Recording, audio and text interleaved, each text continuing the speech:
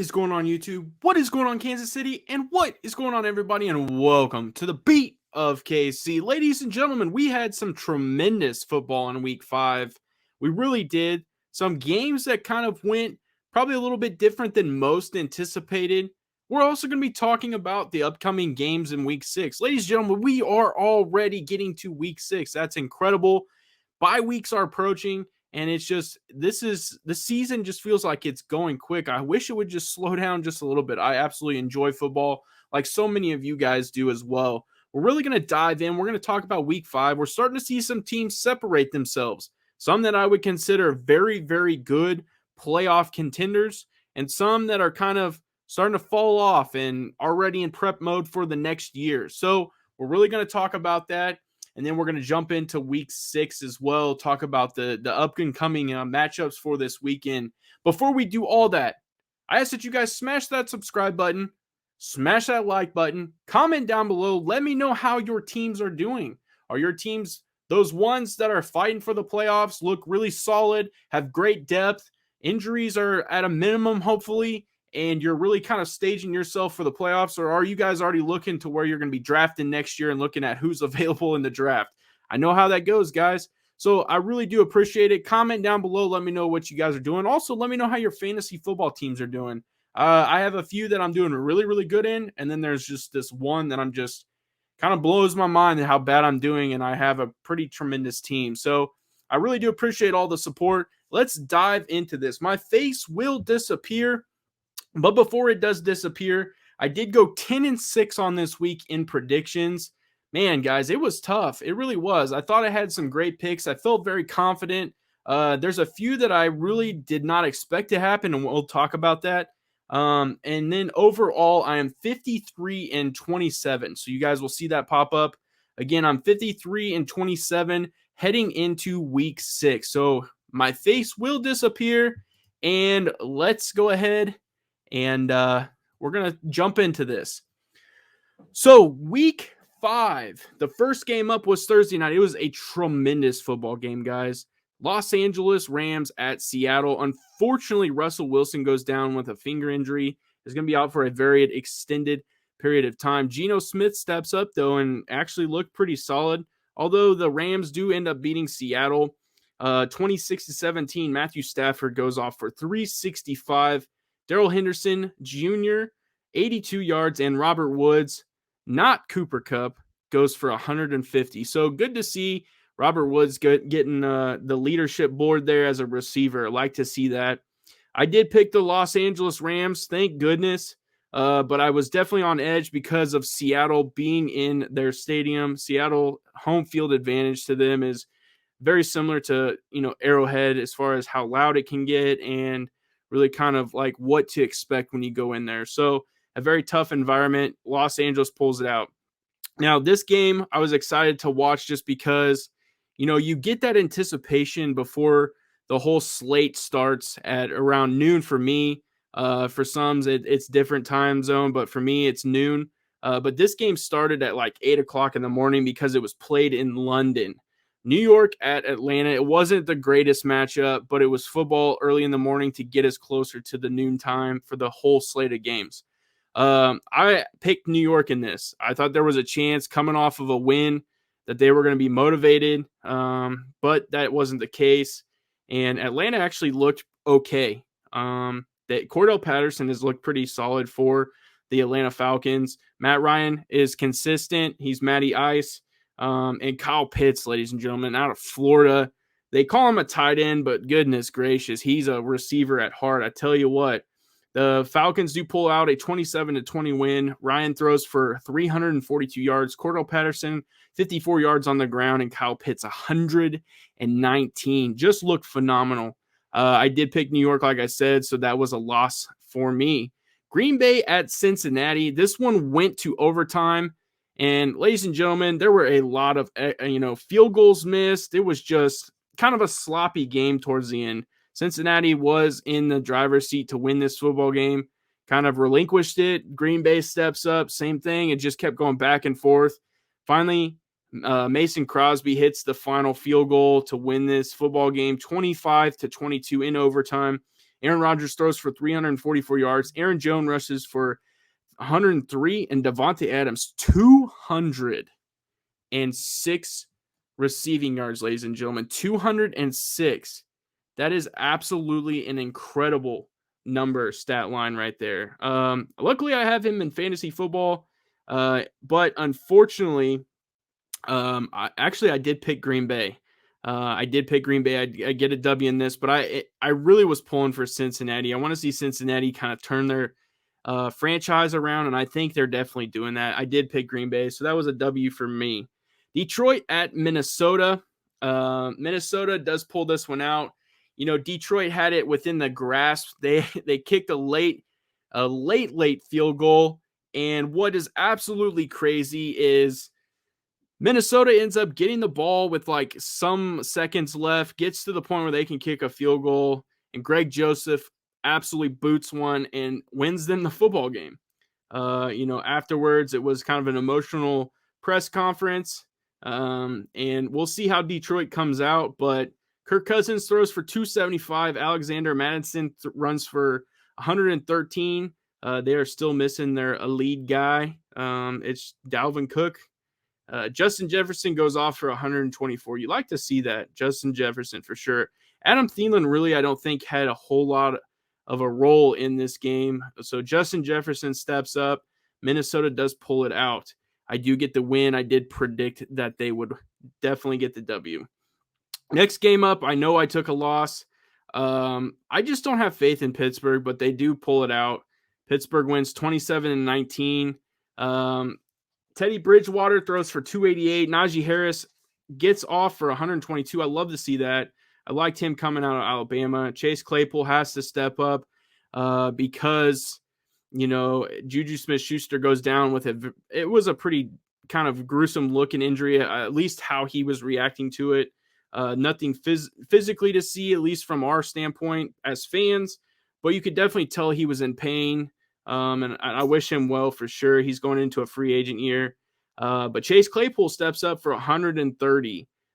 So I did take a loss. I did predict that Denver would win this football game. Teddy kind of threw a late pick, and it's just how it went. Miami at Tampa. I mean, this one speaks for itself. Tampa just gave it to Miami. 45-17. Tom Brady goes absolutely insane for 411 yards. Leonard Fournette rushes for 67, and Antonio Brown goes for 124. But that definitely, he was not alone. Mike Evans gets his, and really that team as a whole was just putting it on. So Tampa wins. I did predict that Tampa would win. New Orleans at Washington, and I really kind of had a feeling that Washington would get this one in their house. I'm not completely sold on what Jameis Winston is doing, but they must have did enough. Marquez Callaway does get 85 yards. I like Marquez Callaway, and I like Alvin Kamara. Kamara finally getting some stuff figured out with that offense. So maybe with that turning around and maybe a little bit less pressure on Jameis, maybe they'll start to win more football games. So they do actually win this one, 33-22. Jameis throws for 279. Kamara goes for 71. Callaway for 85. I do take a loss in this one. Definitely thought Washington was going to get the dub in this one. Philadelphia at Carolina, another one. I really like what Carolina is doing. It's starting to look like, a lot of pressure is starting to fall on Sam Darnold. The whole team as itself, I like what they've been able to put out on the field. I really do like what Carolina has. Philadelphia maybe starting to turn some things around. Jalen Hurts getting a little bit figured out. They do end up winning 21-18. They put up a tremendous fight against the Kansas City Chiefs. So maybe this is the start of a turnaround for the Philadelphia Eagles.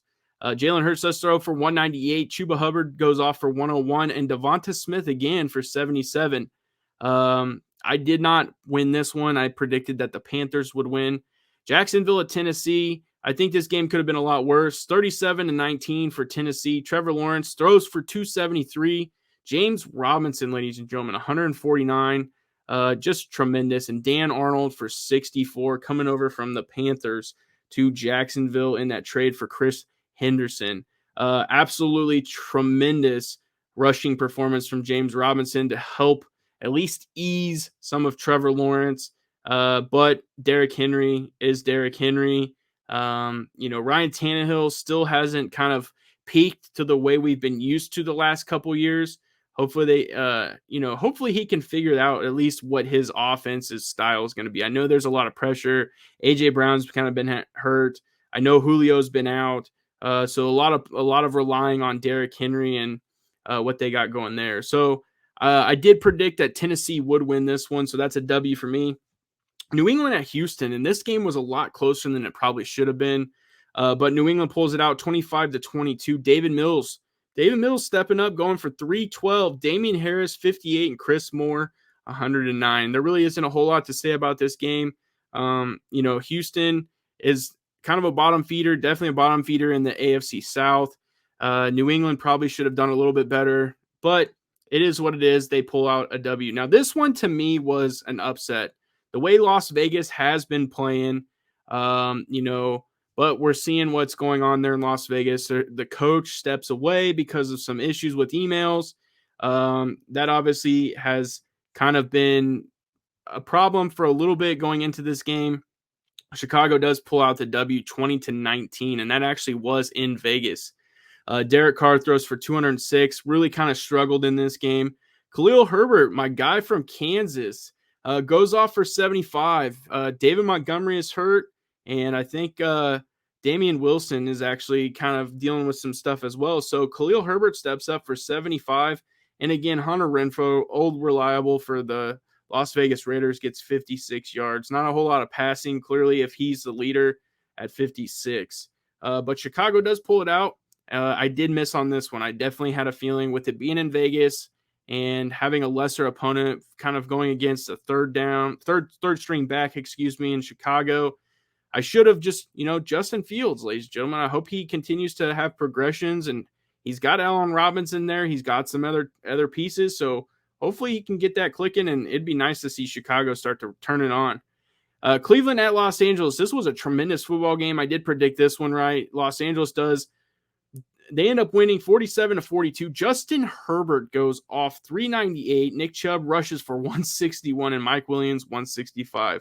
This was an offensive juggernaut. There was zero defense in this, which is incredible because both these defenses really kind of have some high points. I mean, they really do. They have some tremendous players on both sides. Both have a pretty good secondary. Both can apply pressure.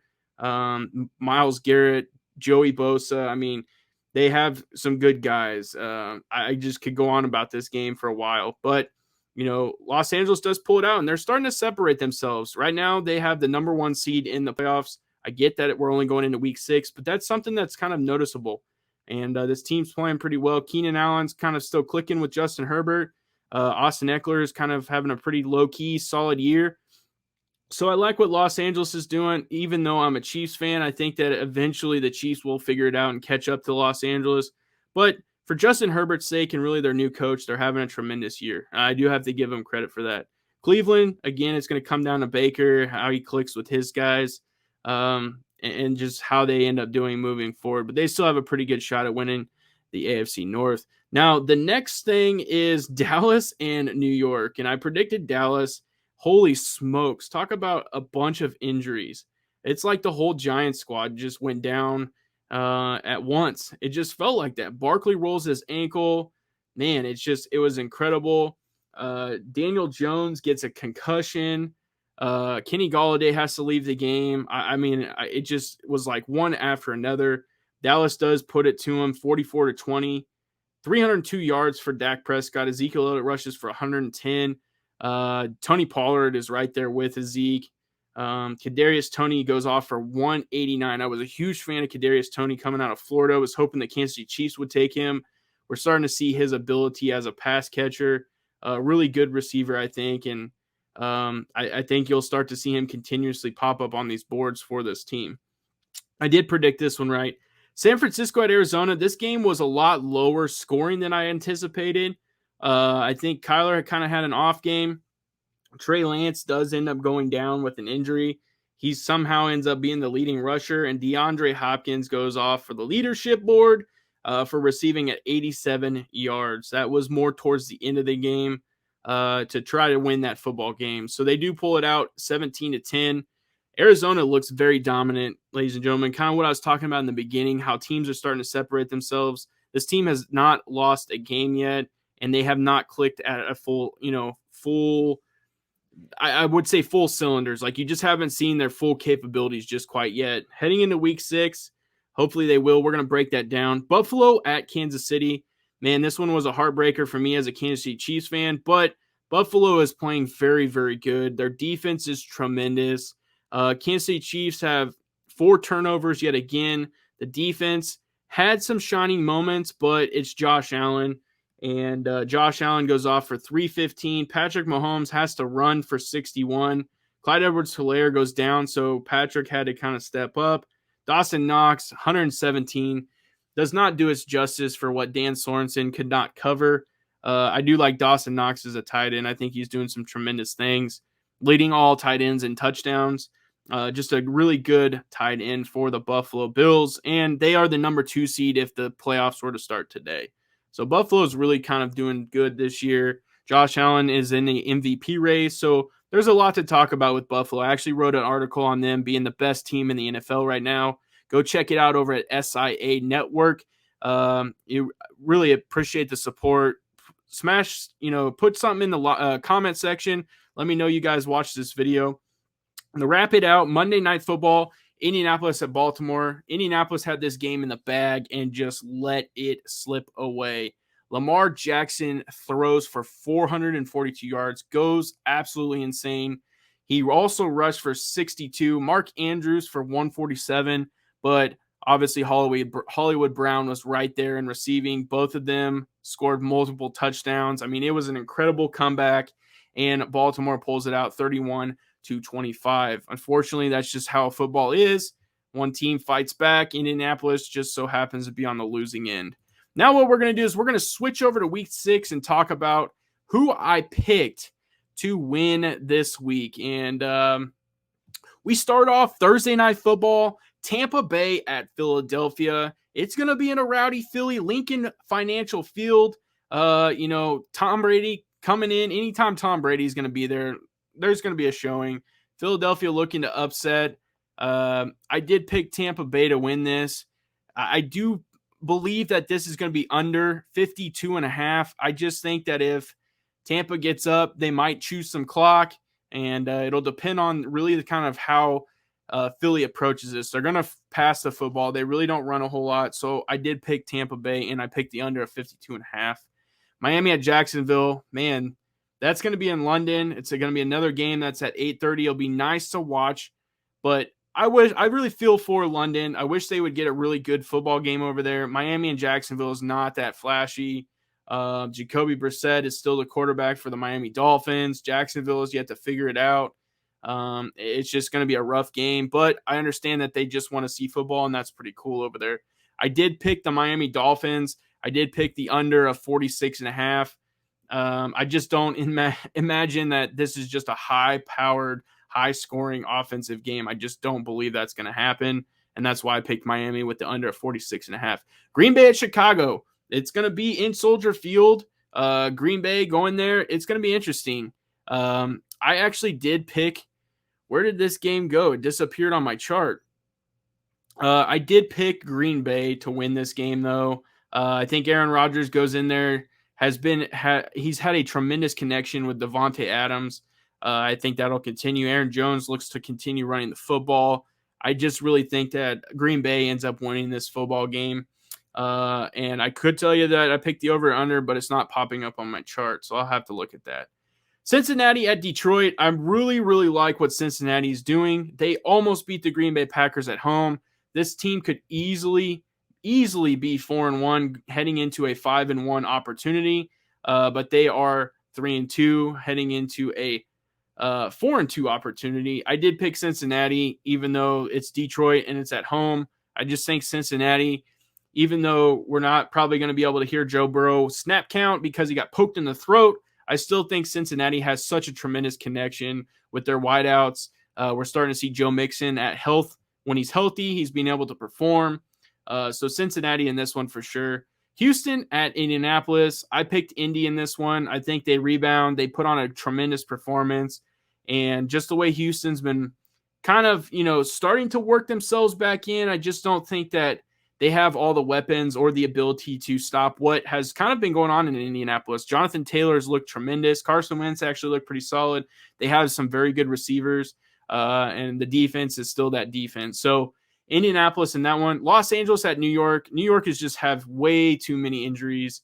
Daniel Jones is a question mark. Saquon Barkley is definitely a question mark with the ankle injury. Kenny Golladay is a question mark. I mean, there's just so many question marks with the New York Giants, and the Rams are just really, really good at football. And so I picked the Los Angeles Rams in this one. I did pick the over 48.5. I just think that the Rams pour it on. Next game on the slate is Kansas City at Washington. I picked Kansas City in this one, but I think this is going to be a possible high-scoring game. Just depends on how the Kansas City Chiefs defense shows up. Are they ready to play? Is Chris Jones going to be healthy and playing? Are we going to see Travarius Ward back out there in the cornerback position? Is this defense finally going to be at full health with Willie Gay coming back last week? It'll be interesting to see how they end up treating the Washington football team, and then vice versa. Like I stated earlier, Kansas City Chiefs have turned the football over 4 times. They've made in an overall, they've turned the ball over 11 times. This is just not like them. And so I think this is the turnaround game. I think Kansas City Chiefs do end up winning this. I picked the over of 56.5. And I just believe that the score is going to get up there pretty sure. Minnesota at Carolina. I'm sticking with my Carolina Panthers. I think Carolina has it. I'm hoping Sam Darnold can continue to take positive strides. He has everything around him to do it. He just has to perform. We've seen him run a lot. He's rushed for a lot of touchdowns, but with question marks still on Christian McCaffrey, Chuba Hubbard stepped up and has done nicely, but DJ Moore has been an absolute stud, and they really do have some great pieces there in Carolina. The defense is starting to play really well. They do go make that trades, a few trades actually. They one with Jacksonville and one with New England. So it'd just be nice to see this team really continue on with the trend of what they're doing. I think there's still a lot of question marks in Minnesota. We just haven't seen them fully click either. And so I did pick Carolina in this, but I could also see Minnesota winning this. I did pick the under of 45.5. Next game up, Los Angeles at Baltimore. Holy smokes, this is going to be an absolute one to watch. Los Angeles at Baltimore, like I stated, I did pick the Chargers. I just think the Chargers are playing so good, and I think their defense is just an edge better than the Ravens. Ravens are still dealing with injuries, so I did pick the Chargers. I picked the over 51.5. Man, I think this one could be a shootout. If it's similar to how Los Angeles and Cleveland was, that's an easy 51.5 for sure. So I picked the over on that. If Lamar goes off the way he did last week as well, I mean, again, another easy 51.5 scored right there. The next game up, Arizona at Cleveland. I'm going to keep rolling with the Arizona Cardinals. I just believe that the Cardinals have yet to click on full cylinders, and they're still winning football games and are undefeated. They're going into Cleveland, which might be a challenge. That dog pound might present a problem, and it might put some pressure on Kyler, but I did pick the Arizona Cardinals to win, and I did pick the over of 49.5. Las Vegas at Denver. I did pick Denver in this one, guys. I'm just going to be honest. It's in Mile High, and Las Vegas is a train wreck right now. There's just so many problems. The coach steps away because of his email issues. Derek Carr has made tons of mistakes, and I think the Denver defense gets to Derek Carr. I'm just going to be honest, and I think Denver pulls this out, and I think it's just one of those types of games. I picked the under 44.5. Teddy Bridgewater's not flashy, but he does enough to win football games. They've really kind of started to split the carries between Gordon and Williams. I look for both of them to have pretty solid games. Cortland Sutton stepped up big last week. We're seeing Tim Patrick. So there's a lot going on in Denver, and Teddy's kind of just Teddy. Dallas at New England. Definitely riding the Dallas train. Dallas is playing really good. I like what Dak is doing. I really am a fan of Dak Prescott. Tremendous quarterback. I think Kellen Moore calling the plays as an offensive coordinator, Mike McCarthy being the head coach, kind of just playing that role as head coach and let Kellen Moore do his thing. Dan Quinn coming over after getting fired from the Atlanta Falcons, really stepping up and turning this defense around. I mean, they have Diggs on the defensive side of the football, intercepting a pass every single game so far this year. It's just awesome. I'm going to ride the Dallas train, and I see why they're America's team, as people would say. So I definitely picked Dallas in this game for sure. I picked the under of 51.5. I don't think New England keeps up to make that happen. Seattle at Pittsburgh. Seattle, it's going to be a challenge. It's going to be interesting to see how they do without Russell Wilson. Pittsburgh is going to be without Juju, and they're going to need some of their receivers to step up. Najee Harris hopefully has another good game. This is Sunday Night Football. It's in Heinz Field in Pittsburgh. It still could be a very solid game. Geno Smith is going to have to do a lot for that Seattle offense.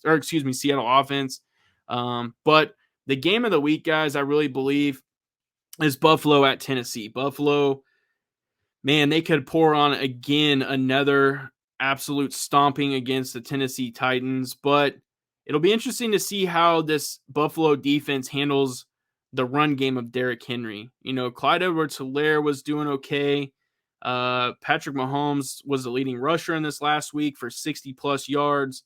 But they also played without Matt Milano. So if they get Matt Milano back, it'll be very interesting to see. Carlos Hyde, man, those guys, Tre'Davious White, there's just a lot on that defense that I really like. So it'll be interesting to see how they handle Tennessee. I'm really looking forward to this Monday Night Football game. I think, Tennessee is still looking to have some rebounds, and it's kind of been a struggle bus for them. They haven't been the healthiest either, so Buffalo really could pour it on. It's in Tennessee, so it could be another big on-the-road win for them when it comes to playoffs. So we'll just have to see. We do have 4 teams on bye weeks: Atlanta, New Orleans, New York, Jets, and the San Francisco 49ers. So that wraps out this entire Week 5 recap, and this also wraps out the Week 6 breakdown. I appreciate you guys checking out the Beat of KC. Hopefully you guys are enjoying this series. It's so much fun for me. It really is. I love talking football. I love breaking it down. And I love just really kind of looking at how the games are going to match up. It's so much fun to me. So I really do appreciate you guys. It means a ton. Hit me up in the comment section. Let me know exactly how your team is doing, how they're looking. And again, I appreciate you checking out the Beat of KC. And as always, have a good day.